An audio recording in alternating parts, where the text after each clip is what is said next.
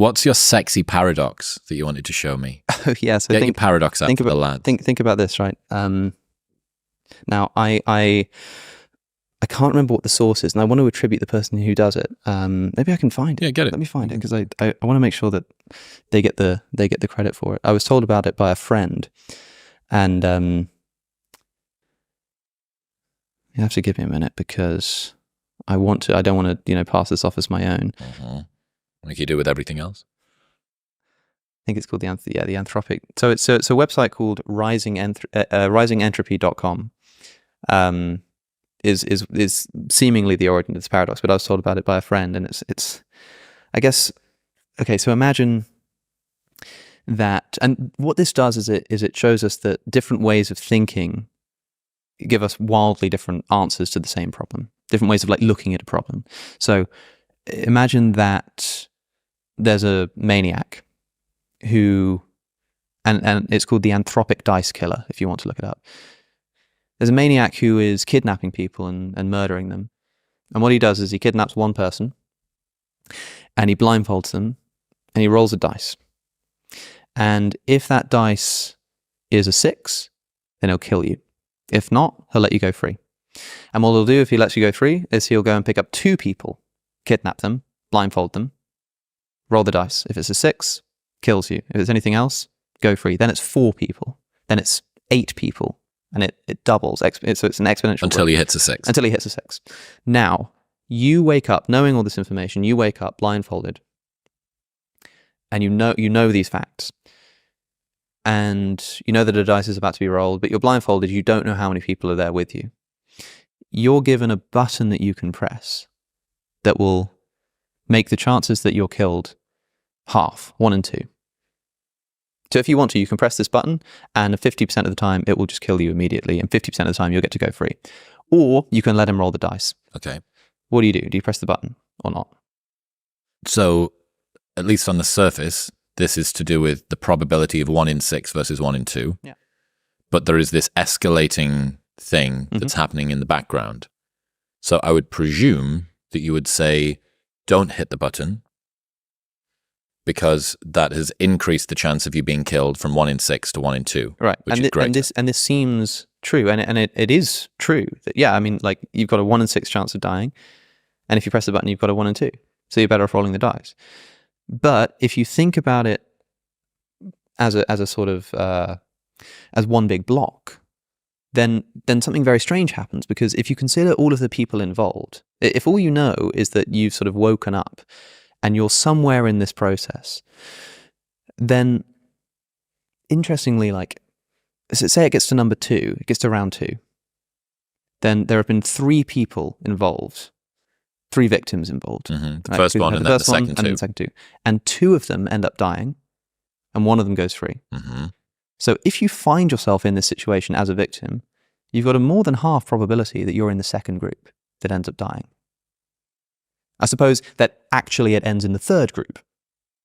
Right? Now there are how many people involved? You've got 1, then 2, then 4. Yeah. So we've now got 7 people involved, right? And 4 people end up dying. And so if you sort of wake up in this scenario, you've got a 4 in 7 chance that you're going to die, that you're going to be one of the people who dies, which is more than half. And this continues, such that if you consider the fact that it doesn't matter where it ends, you're always going to have a slightly higher than half chance that you're in the group that ends up getting killed. But is it more than half, given that each round of the dice roll is only 1 in 6? Yeah. Because it's about, like, if in fact it gets to number 3. Right. Like, you know that you're going to be in there's a more than half chance that you're going to be in the group that dies. If it in fact gets to number 2, then there's a more than half chance that you're going to die. If it in fact gets to number 4... So I'm going to hit the button. Is that right? Well, maybe. I mean, it seems ludicrous to hit the button, but thinking about it this way, it seems like that's what you should actually do. It's simultaneously the case that you have got a 1 in 6 chance of dying, because you're doing it on the roll of a dice. But at the same time, if you think about the fact that one of these groups is going to end up dying, and it doesn't matter where it ends, the chances of you being in that group are always going to be slightly higher than half. Right. From a population level. Why it's the anthropic dice killer, because it's the anthropic principle. It's thinking about. Yeah. What's that? I once read a sci-fi book that was, there was a threat of the end of the world, and they were looking to get humanity off the planet.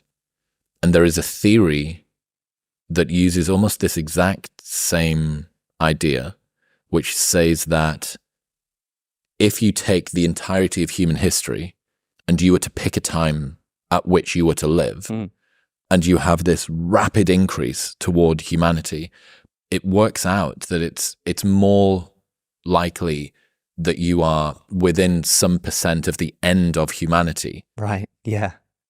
Because of the exponential growth. Precisely. Yeah, exactly. Are you familiar with this idea? I don't think so. Right, but it works. But it's fascinating. It's the same kind of principle. Works the exact same. Yeah. As long as that graph is going up at the requisite speed, then yeah. Right, and this is the exact same thing. I mean, the version on the website actually involves snake eyes. So it's 2 dice, and instead of it being 1, then 2, then 4, it's 1, then 10, then 100, then 1,000. Right. They get kidnapped. So it ramps up more quickly. And now you're rolling snake eyes. So it's a 1 in 36 chance. And it turns out that if you add up the probability of like, n number of cases, it's something like a 90% chance versus the half that you get to press. Which just seems ludicrous. And it seems that 2 things are true at once, depending on just how you look at the problem. So sometimes problems like this are just to do with the way you word them. I mean, there are tons of like these sort of interesting maths paradoxes, which aren't paradoxes at all. You must be familiar with the man who walks into the hotel, pays £30, goes up to his room, and the bellboy says, or the guy behind the bar says, the manager says, oh no, he should have only paid 25. We've got a deal on. So he calls the bellboy and says, can you go and give him £5 back to the man in the room? And the bellboy thinks to himself on the way up, like, this guy doesn't know any better. He doesn't know how much he owed. I'm gonna pocket £3 for myself. I'm only going to give him £2. So he goes back to the room. He says, excuse me, sir, sorry, I know you paid £30. You paid too much. Here's £2 change.